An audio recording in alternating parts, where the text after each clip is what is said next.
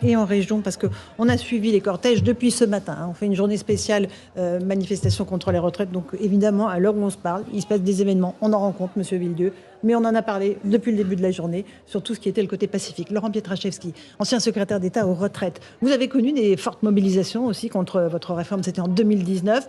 Peut-être pas de ce niveau-là, parce que là, on est sur des chiffres historiques, il faut le reconnaître. Et avec une population qui vraiment dit non à cette réforme. 68% des Français disent non, cette réforme n'est pas juste.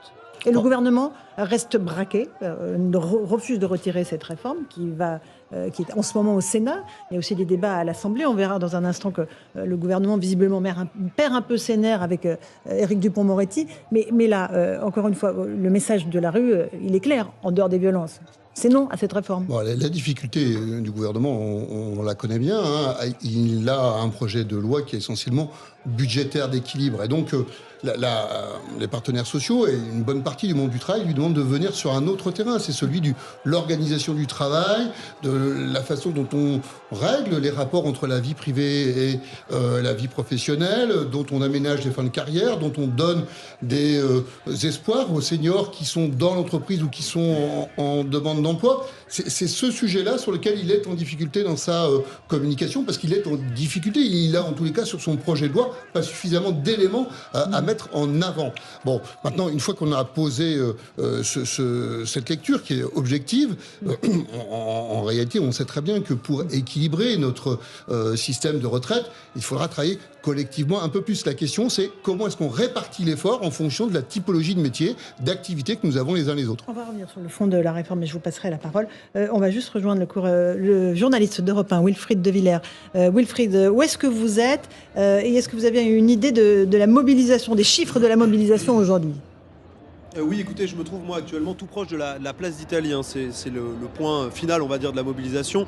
Le cortège commence à arriver, même si des milliers de personnes sont toujours en train de marcher. L'avenue des Gobelins, où je me situe, est noire de monde. Et puis, eh bien, au niveau des chiffres, c'est la mobilisation la plus importante depuis le début du mouvement contre la réforme des retraites. 700 000 personnes ici à Paris, ça c'est ce que dit la CGT. La mobilisation donc a débuté dans le calme, mais voilà, le dispositif sécuritaire est impressionnant. Les CRS quadrillent le secteur. Il y a eu plusieurs affrontements entre manifestants et forces de l'ordre. J'ai notamment assisté à des affrontements au niveau de Port-Royal, des groupes de manifestants radicaux ont pris pour cible des banques, des poubelles aussi ont été incendiées. Et puis sachez qu'une réunion de l'intersyndicale est prévue dans la soirée pour déterminer la suite du mouvement, que ce soit dans la rue ou au niveau de la grève. Une nouvelle journée d'action d'ailleurs est d'ores et déjà évoquée pour le samedi 11 mars. Merci beaucoup Wilfried de Villers d'Europe 1. Effectivement, réunion de l'intersyndicale à 18h30 pour savoir si ces journées de mobilisation sont reconductibles avec sans doute des annonces pour samedi prochain. Commissaire Vallet, vous vouliez nous dire quelque chose ? Oui, alors je vous parle, on a un gendarme blessé et un policier de la compagnie d'intervention de la préfecture de police de la direction d'emploi et restauration qui ont été blessés. Effectivement, sur l'ensemble du territoire, depuis ces 6 journées nationales de mobilisation des syndicats et des manifestants dans la rue, tout s'était évidemment bien passé. On avait à Paris souvent 500 éléments radicaux qui venaient, mais qui étaient rapidement contenus, voire interpellés par les policiers. Je rappelle qu'aujourd'hui, tous les policiers des compagnies d'intervention ont été rappelés. On a les compagnies républicaines de sécurité, dont la fameuse CRS 8, dont on a souvent des reportages actuellement, plus les gendarmes mobiles et les policiers de la préfecture de police de Paris. Et au moment où je vous parle, on a 13 interpellations. Et ce que M. Villedieu dit, comme beaucoup de manifestants, c'est qu'ils viennent manifester pacifiquement pour témoigner et exprimer des revendications. Et le travail de la police, c'est que ça puisse se passer dans les meilleures conditions. Quand vous avez eu 3700 contrôles préventifs qui ont été réalisés en amont de la manifestation, quand vous avez 13 interpellations, quand vous avez la CRS 8, les compagnies d'intervention qui ont été, je le rappelle, toutes rappelées, c'est-à-dire que les braves mecs, ces policiers à moto, ces unités qui viennent au contact des individus qui sont violents ou ils risquent d'être grièvement blessés, ils le font pour que ces personnes puissent manifester correctement. Et j'ajoute que dans ces cortèges aujourd'hui, on a constaté la présence de nombreux jeunes. Et vous savez, quand on a certains responsables politiques, dont certains qui appellent à un blocus challenge, qui arment idéologiquement les casseurs et ceux qui enfreignent la loi alors qu'ils sont censés faire voter et respecter la loi, on a aussi un souci. Il y a certains députés qui confondent leur rôle. Ils sont pas là pour être dans la provocation, pour être dans l'agitation, pour être dans l'influencement ou être influenceur sur les réseaux sociaux. Ils sont là pour voter et faire appliquer la loi. Donc là aussi, on voit bien qu'il y a une responsabilité avant celle des syndicats, des politiques, des élus politiques. Et force est de constater que certains élus politiques, dont M. Boyard, dénoncent plus souvent les policiers et ceux qui protègent les manifestants plutôt que de dénoncer les casseurs, les agresseurs et ceux qui viennent saccager le droit de manifester. Et selon où il est, combien de 1,3% des lycées bloqués, c'est ce que vous nous disiez. 1,3% des lycées bloqués, c'est une cinquantaine de lycées sur 3720 lycées que compte le territoire français. Point final. Monsieur Villedieu, vous voulez répondre peut-être à Monsieur Pietraszewski sur le fait que voilà, il fallait cette réforme pour équilibrer le système, parce que voilà, il n'y a pas d'autre solution en vérité, dit-il. Enfin, si, il en défendait une autre, c'était la réforme universelle. Mais là, il reviendra, Laurent Ferrari, vous me reverrez dans quelques années, parce que je pense bien. Vous savez, je pense qu'il faut transformer profondément le sujet. Il y aura une tous les autre débats, réforme. je vais vous laisser. Pardon, c'est votre faute, Laurent Ferrari, vous m'avez relancé sur un sujet qui me tient à cœur, mais pas parce que ça m'appartient, mais parce que ça nous appartient collectivement. La difficulté, c'est ce que disent d'ailleurs les gens qui sont dans la rue. Ils manifestent parce qu'ils perçoivent des iniquités, des injustices, ils ne comprennent pas. Alors, on n'est pas d'accord avec M. Didieu sur les régimes spéciaux, mais ça fait partie des injustices, des choses qu'ils ne comprennent pas. Mais en même temps, il y a d'autres formes de pénibilité aujourd'hui que celles d'il y a 50 ans et 60 ans. Et c'est celle-là qu'il faut reconnaître aujourd'hui. C'est en prenant en compte les difficultés réelles des métiers et en les faisant évoluer, parce que quand on reste sur la même chose pendant 50 ans, ça n'avance pas, qu'on répond aux attentes de nos concitoyens. Alors, M. Villedieu, vous pouvez lui répondre. Alors, je ne sais pas si les gens manifestent parce qu'ils veulent plus de régimes spéciaux. J'ai pas l'impression que ça soit ça. Par contre, ce qui est sûr, c'est que aujourd'hui, enfin, le carburant et l'énergie de la mobilisation, c'est qu'il y a un tel niveau de productivité aujourd'hui dans les entreprises françaises que les gens ont du mal à se projeter à 62 ans. Et voilà. Et le sport national de toutes les entreprises, les petites et les grandes, c'est quoi? C'est de se débarrasser des seniors. Pourquoi? Parce que généralement, ils coûtent plus cher, ce qui est normal. Hein. Vous avez un meilleur salaire en fin de carrière qu'en début de carrière. 18% selon le CDE, 18% de majoration. Oui, donc ils coûtent plus cher, ils sont quelquefois un peu plus revendicatifs. En tout cas, ils sont souvent moins flexibles que les jeunes qui viennent d'arriver.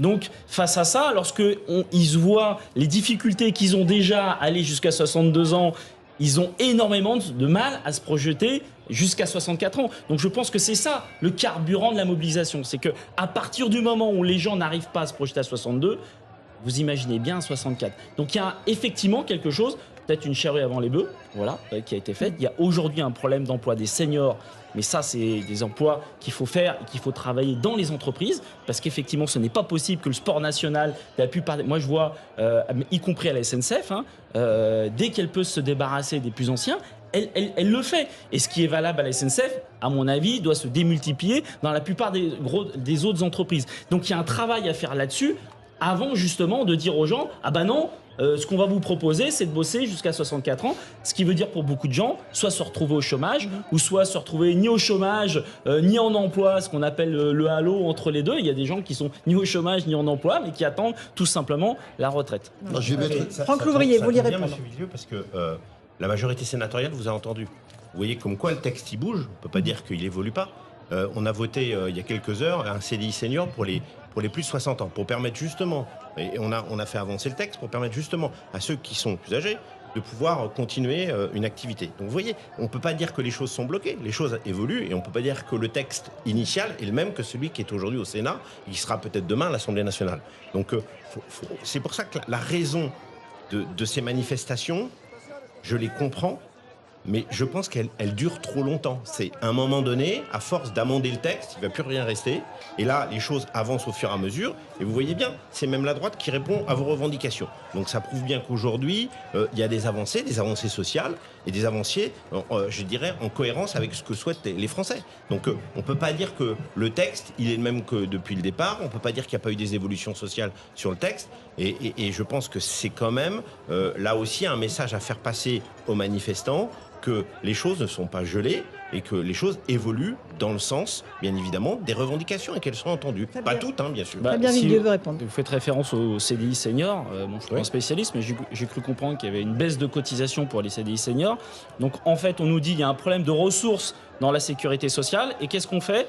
On diminue les ressources de la sécurité sociale en créant un CDI senior où il y aura effectivement une baisse de cotisation. Il faut arrêter cette marche en avant où en permanence on est là, on assèche finalement les ressources de la sécurité sociale. Après on dit, regardez, il n'y a plus d'argent dans les caisses, donc qu'est-ce qu'on fait? On réforme le système et on repousse l'âge de la retraite. Parce que les revendications de vos organisations syndicales, elles ne coûtent rien, les vôtres? Vous pensez qu'elle coûte rien? Je ne pense pas. Chaque revendication coûte quelque chose. Elle ne coûte pas pour la sécurité sociale. Au contraire, nous on propose d'augmenter les salaires. Quand vous augmentez les salaires, vous avez plus d'argent dans les poches de la sécurité sociale. Mais ça sort dans les poches des Français, donc à un moment donné, c'est toujours augmenter les salaires. Vous n'êtes pas pour augmenter les salaires? Mais bien sûr que je suis toujours pour augmenter les salaires, mais dans la capacité des compétences. Attendez, de chacun, avec une inflation telle qu'on a aujourd'hui, j'espère que vous êtes pour augmenter les salaires. Parce que si on n'arrive pas à augmenter les salaires, alors qu'aujourd'hui on a du mal à remplir notre panier, c'est que moi j'ai des chefs d'entreprise, pas vous. Et pour augmenter les salaires, c'est les entreprises qui le décident, c'est pas l'État. C'est pas comme ça que ça se passe. Je vois pas le rapport. Si, c'est pas votre décision. Comment ça, c'est pas votre décision? Peut-être sur l'expérience internationale, parce que la difficulté aussi parfois pour nous, c'est de se dire ce qui est ça paraît impossible chez nous a été réalisé ailleurs et autrement. Et donc, juste regardons ce qui a été fait en Suède, qui n'est pas quand même un pays particulièrement arriéré socialement, qui est plutôt un pays cité comme exemple. On a travaillé, alors là peut-être vous avez raison, monsieur Villieu, on a travaillé avant l'employabilité des seniors, avant de faire la réforme des retraites. Mais en tout état de cause, les âges où on part en retraite dans les pays qui sont des pays frontaliers, juste moi j'habite à Lille, écoutez, moi je regarde en Belgique, j'étais avec des amis belges, de la famille belge ce week-end, ils m'ont dit vraiment vous êtes comme un peu originaux, hein, vous les Français, on vous met que 64, nous on est à 65, et vous nous racontez qu'il n'y a rien de possible. Alors, je pense qu'il faut entendre ce qui est dit, et ce que vous d'ailleurs vous exprimez, je pense assez clairement sur ce plateau, sur la nécessité d'avoir un accompagnement et de prendre en compte la réalité des emplois. Vous avez raison sur ce point-là. Et sans doute que là, le gouvernement a à vous écouter et à faire un certain nombre d'avancées. Et en même temps, il faut arrêter de croire que notre pays serait un pays un peu particulier, où on serait les seuls du monde à avoir raison, à travailler à 35 heures, à partir en retraite à 60 ans, etc., etc. Enfin, à un moment donné, il faut qu'on paye ce système-là, et qui est un beau système de protection sociale. Mais il faut qu'on en trouve l'équilibre. Éric Revel. Juste, on le voit bien dans tous les sondages, les Français considèrent que cette réforme est injuste. C'est le mot qu'ils emploient. Tout à l'heure, il y avait cette professeure des écoles, qui était une militant communiste, c'était marqué sur son... Mais voilà, ce mot, il revient très souvent. Cette réforme est perçue par les gens qui manifestent et par ceux qui manifestent pas, en majorité, comme injuste. Sur l'employabilité des seniors, vous ne pouvez pas nier le fait qu'en France, nous avons un des taux d'employabilité des seniors les plus bas dans les pays de l'OCDE, même si on a remonté un peu l'échelle. Donc ça veut dire qu'un certain nombre de problèmes, les carrières longues, la pénibilité au travail, l'employabilité des seniors, pour le coup, je reprends l'expression de M. Villieu, il me semble qu'on a mis la charrue avant les bœufs. C'est-à-dire qu'on n'a pas donné de contexte sur l'évolution du travail dans ce pays. On a fait une réforme qui est une réforme comptable et on a passé presque par perte et profit ces 3 items qui sont fondamentaux, sinon les Français ne considéreraient pas qu'elle est injuste, qui sont la pénibilité, les carrières longues et l'employabilité des seniors. C'est incontournable. Mais je vois la réponse rapide de M. Pietraszewski, on part sur le terrain ensuite. Cette semaine, et donc je remercie de reprendre tous mes arguments. Bon, voilà, maintenant, la réalité, c'est qu'il faut quand même qu'on avance dans notre pays ensemble, collectivement, donc dont acte. Ces 3 sujets sont à travailler, ils sont à mettre sur la table très vite, parce que je pense que c'est là qu'on pourra réouvrir des échanges de qualité avec les partenaires sociaux sur les 3 items que vous avez donnés, et je crois qu'il faut maintenant se dire les choses. Oui, collectivement, on va travailler jusqu'à 64 ans, et on va vite prendre des mesures pour que ça ne concerne pas de la même façon tout le monde. Alors, M. Villieu fait non de la tête, je le dis pour nos auditeurs, il dit non, on ne travaillera pas jusqu'à 64 ans. On ne travaille pas jusqu'à 64 ans, et on va gagner, voilà. Moi, je pense qu'aujourd'hui, on a une manifestation qui est plus importante que celle du 31 janvier, qui était déjà une manifestation historique. Il y a un certain nombre de secteurs professionnels, comme à la SNCF, mais pas seulement, la RATP, dans l'énergie, les raffineurs qui sont en grève reconductive. Enfin, le match n'est pas fini. Le match n'est pas fini. Et effectivement, vous n'entendez pas la colère qu'il y a aujourd'hui en France et le refus profond de cette réforme. Et à un moment donné, il faut écouter la population. Enfin, c'est pas possible de ne pas écouter le peuple. Le peuple doit être souverain. Vous n'avez pas le monopole de l'écoute du peuple. Moi, je suis élu. J'écoute les Français tous les jours. Et d'une façon ou d'une autre, il y a aussi des instances dans lesquelles ils sont représentants du peuple. Et c'est là où vous ne pouvez pas les négliger non plus. C'est l'Assemblée nationale et le Sénat. Et donc, c'est nos institutions. Et donc, c'est eux qui, bien évidemment, à un moment donné, ont la compétence pour décider à l'arrivée. C'est comme ça que ça se passe. C'est comme ça que ça se passe, ça se décide pas. Si, excusez-moi. Je vais vous expliquer. Si je voulais la un petit cours de Constitution de 58, la démocratie française, c'est un peu plus compliqué qu'on vote une fois tous les 5 ans. Et pendant 5 ans. Non, on vote pas tous les 5 ans en France, on vote au moins tous les 2 ans. On a bien compris que le vote important, c'était un peu la présidentielle et législative. Non, tous les votes sont une fois tous les 5 ans et pendant 5 ans, on ferme sa bouche. Et bien, ça se passe peut-être comme ça dans certains pays, mais pas en France. En France, la démocratie, c'est tous les jours. Et la démocratie, ça fait partie des la manifestation, ça fait partie de la démocratie. Et je vais même vous dire, la grève, Ça fait partie de la démocratie. La France est un pays l'Assemblée nationale, ça fait partie de la démocratie, le Sénat aussi. C'est vrai. Voilà. Et l'Assemblée nationale devrait écouter le peuple. Et elle en sortirait grandie. Écoutez, il y a vos représentants qui sont à l'Assemblée nationale. J'imagine que vous votez à l'Assemblée aux élections législatives. Oui. Et j'ai l'impression qu'il y a même beaucoup de gens d'extrême gauche à l'Assemblée nationale, parce que je les entends. Je les vois pas tellement faire, mais je les entends. Donc on peut pas dire qu'ils sont pas représentés. Donc vous voyez, l'Assemblée est bien représentée. N'a pas voté extrême gauche. Le vote. Ah peut-être. On n'a pas demandé son vote d'abord. Les chars soviétiques vont arriver. Non, on va pas vous demander pour qui vous allez voter. Sont précarés. Un dernier mot, M. Pietraszewski. Sur l'enjeu des retraites, mais je comprends ce que dit le commissaire Vallée sur l'enjeu des retraites et de ces manifestations. Je pense que maintenant le sujet, c'est comment cela va continuer ou s'arrêter. Et je pense que sur le fond, là, le gouvernement, et tout à l'heure Franck Fourier le disait, le travail qui est fait au Sénat, et la façon dont ce texte va finir sa vie parlementaire est importante. C'est-à-dire dans quelques jours, si la commission mixte paritaire arrive à se mettre d'accord pour qu'il puisse ouvrir ce gouvernement une autre page du dialogue social, parce que sur le fond, c'est cela dont nous avons besoin, c'est de parler d'autres choses et de nous rassembler, parce que là, on voit qu'on est dans une situation de tension. Et le dernier échange, on vous entend. Moi, je comprends très très bien la mécanique. Sauf que le problème, c'est qu'aujourd'hui, vous avez 1 million de personnes dans la rue, avec des gens qui sont très en colère contre le gouvernement. Parfois, c'est des gens en fait qui initialement ne manifestaient pas contre la réforme des retraites. On voit qu'il y a des slogans contre l'inflation. Il y a même des jeunes qui manifestent contre le SNU obligatoire. Ça n'a rien à voir avec la choucroute, comme on dit communément. Mais du coup, ce qui se passe, c'est qu'en fait, ce qui va être compliqué, c'est de retrouver le dialogue après, effectivement, un président de la République qui a érigé cette réforme comme la mère des réformes. Elle est très importante, cette réforme, on est d'accord, mais c'est pas la mère des réformes. Et donc, en fait, le président s'est mis dans la situation d'une incapacité de reculer sur ce sujet. Et donc, il durcit forcément la situation. Et ensuite, la grande difficulté, là, pour le coup, elle se trouve du côté de l'exécutif, c'est à essayer quand même de faire en sorte que les syndicats acceptent de lui reparler. C'est ça qui est compliqué. Louis, vous avez bien cerné les enjeux du gouvernement pour demain. Il est possible qu'après le texte et le vote du texte, il y ait reset, comme on dit. C'est-à-dire qu'à un moment donné, il va falloir réorganiser le gouvernement et peut-être avoir de nouveaux interlocuteurs. Mais c'est normal. Il y a une usure aussi. Dans un conflit, il y a une usure. Alors, c'est pas pour ça qu'il faut sanctionner le Premier ministre. Si le Premier ministre arrive à faire passer son texte. Mais en tout cas, ça arrive. Et c'est la raison des remaniements, notamment. C'est pour permettre justement de redonner un peu d'énergie à un gouvernement qui a quand même ensuite un texte qui n'est pas des moindres, c'est celui sur l'immigration, qui va être un texte important, qui va être discuté aussi, j'imagine, fortement, et peut-être même dans la rue. Donc voilà, donc tout ça fait que les épisodes politiques ne sont pas terminés. Fabien Villedieu. Sauf que c'est pas ce qui va se passer. Ce qui va se passer, c'est qu'aujourd'hui, on a une manifestation avec un monde de dingue qui va être un bon tremplin pour une grève reconductible, et je peux vous dire que le gouvernement va reculer sur son projet de loi. Voilà ce qui va se passer. C'est le credo des syndicalistes. Il y a un nouveau mot d'ordre. Alors, l'intersyndicale est en train de se réunir. On va rejoindre Éric de Ritmaten dans un instant sur place. Il y a déjà une nouvelle manifestation organisée samedi, M. Villedieu ? On m'a dit de ne pas le dire. Donc c'est les infos qu'on a. Donc, a priori, il faut confirmer qu'on va. Mais j'ai pas le droit de le dire. Une nouvelle grande manifestation, sans doute, de nouvelles actions, grève reconductible, alors notamment SNCF donc, dans plusieurs RATP. secteurs professionnels, voilà, parce qu'on a essayé une méthode de journée de 24 heures, aussi réussie soit-elle, a priori, ça ne fait pas reculer le gouvernement. Donc, on va changer une autre méthode. On va partir en grève reconductible. Dans tous les secteurs professionnels qui peuvent le faire, il faut qu'ils le fassent. Et je peux vous dire que le gouvernement reculera. Éric de Ritmaten est en direct du siège de FO, ce tien l'intersyndicale. Éric, bonsoir. Est-ce que vous avez des informations sur ce qui file, sur les prochaines actions organisées par les syndicats ?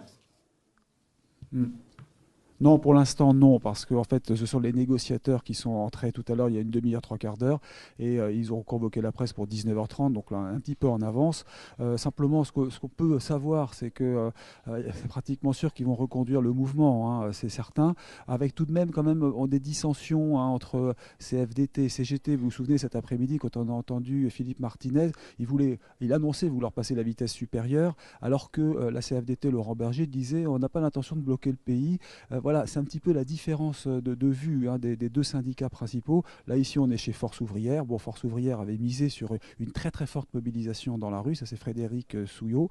Et on en saura plus. Donc, mais cela dit, attention, ils ne sont pas là, les secrétaires généraux. Ils sont toujours sur la manifestation qui est en cours. Donc, on aura les négociateurs et on vous rappelle dès qu'on a du neuf. Merci beaucoup. Éric de Ritmaten avec Charles Baget devant le siège de FO. La manifestation se termine. On a effectivement 700 000 manifestants à Paris selon la CGT. Et combien selon la police, Louis Alors, ce Dragnel? que devraient annoncer les services de la préfecture de police de Paris dans quelques instants, c'est 81 000 personnes à Paris. Et on a dépassé, en tout cas il y a plus d'une heure, 1 100 000 personnes dans toute la France. Donc on attend de voir ce que va le chiffre consolidé, vous savez, à la fin. L'affinage est quelque chose de très sensible, de très politique au ministère de l'Intérieur. Je rappelle simplement un chiffre, le 31 janvier, c'était la manifestation, en tout cas du côté de la comptabilisation des services de police, qui avait engendré le plus grand nombre de manifestants depuis 1984. Et il y avait 1 272 000 personnes qui étaient descendues dans les rues. Franck Louvrier, vous êtes maire Les Républicains de la Baule. Les Républicains vont voter cette loi quand elle repassera à l'Assemblée. Là, elle est actuellement au Sénat. Il y aura la commission mixte paritaire, puis retour à l'Assemblée. Oui, bien sûr. Bah, en tout cas, je l'espère, parce que ça fait partie des sujets qu'on défend depuis des années. Donc ce serait tout à fait étonnant. Alors je sais qu'il y en a une partie des LR qui ne veulent pas voter ce texte-là, mais ce serait tout à fait étonnant qu'on ne soit pas dans la lignée de ce qu'on a dit depuis des années, même pendant les élections présidentielles. Donc voilà, ça fait partie des sujets sur lesquels, en général, on n'avait pas tellement de discussions au sein de notre famille politique avant les derniers épisodes. Mais bon, on va suivre ça avec beaucoup d'attention. Donc, nouvelles actions à prévoir, Monsieur Villedieu, avec, pour ce qui est de votre part, des caisses de grève qui vous aident, vous les manifestants, à joindre les deux bouts ou pas? Oui, alors la caisse de grève, ça vous paye pas la grève, hein, surtout quand vous partez en grève reconductible. Mais effectivement, aujourd'hui, le challenge qu'on a, c'est est-ce qu'il y a un certain nombre de secteurs professionnels qui partiront en grève reconductible? Si effectivement il y en a un ou deux, ça ne sera pas de nature à faire plier le gouvernement. Par contre, effectivement, s'il y a plusieurs secteurs qui se posent la question et qui vont en grève reconductible, ça sera les éléments de la victoire. Voilà. D'accord. Effectivement, commissaire Vallée. Donc, si je peux me permettre, à cette heure-ci, on a 23 interpellations et on a un gendarme qui a pris un projectile en pleine tête, donc il est conscient, mais il est actuellement pris en charge par les sapeurs-pompiers. Et on a une dizaine de policiers blessés, notamment 6 des Braves Max, ces policiers à moto. Donc, je pense que d'ici 20h, voire 21h, on aura un bilan consolidé de la préfecture de police de Paris, où malheureusement, on aura quand même une dizaine de policiers et de gendarmes blessés suite aux interpellations et au contact avec ceux qui étaient venus casser la manifestation. Éric Revel, un petit bilan sur cette journée, forte mobilisation dans la rue, c'est une des forte tensions à Paris et l'intersyndicale qui est en train de se réunir. Oui, c'est une forte mobilisation, c'est une mobilisation réussie, bon, c'est absolument indéniable. Maintenant, je ne vois pas comment les choses vont évoluer, parce qu'en réalité, vous avez vraiment un face-à-face qui s'installe entre les centrales syndicales, le gouvernement. On se posait la question tout à l'heure, Laurence, de savoir si un dialogue pouvait être renoué. En fait, quand j'entends les syndicats, et là-dessus, ils n'ont pas varié depuis le début, c'est on veut bien discuter, mais à condition que les 64 ans soient retirés. Donc, à partir de là, qui va céder? C'est un véritable bras de fer. Et puis, pendant ce temps-là, quand même, il faut le dire, il y a aussi des gens qui veulent travailler. Il y a des gens du secteur privé qui veulent travailler. Il y a une économie qui est mise en danger, quand même. Il faut le noter. C'est pas si simple que ça, d'autant plus qu'on est dans une situation économique en France, un peu partout ailleurs aussi, mais en France qui frise avec la récession. Alors, je dis pas qu'il faut faire peur aux Français. Je dis simplement que, vous êtes désolidarisé du mot « mettre la France à genoux » et je pense que vous avez bien fait, parce qu'en réalité, c'est un enjeu très très important, parce que s'agrègent des difficultés de salaire, d'inflation. Vous avez des gens qui courent les banques alimentaires, qui vont au Resto du Cœur parce qu'ils ne peuvent plus se nourrir. Et tout cela, évidemment, doit rendre, à mon avis, les syndicats extrêmement responsables sur les mots qu'ils emploient, me semble-t-il, et sur la façon de dire les choses et de s'adresser aux Français, parce qu'on est quand même dans un contexte social qui est inflammable, me semble-t-il. Merci beaucoup à tous les 5 d'avoir participé à Punchline sur CNews et sur Europe 1. Évidemment, on continuera à parler de ces mobilisations puisqu'elles vont se poursuivre au fil de la semaine. Merci aux équipes qui étaient sur le terrain.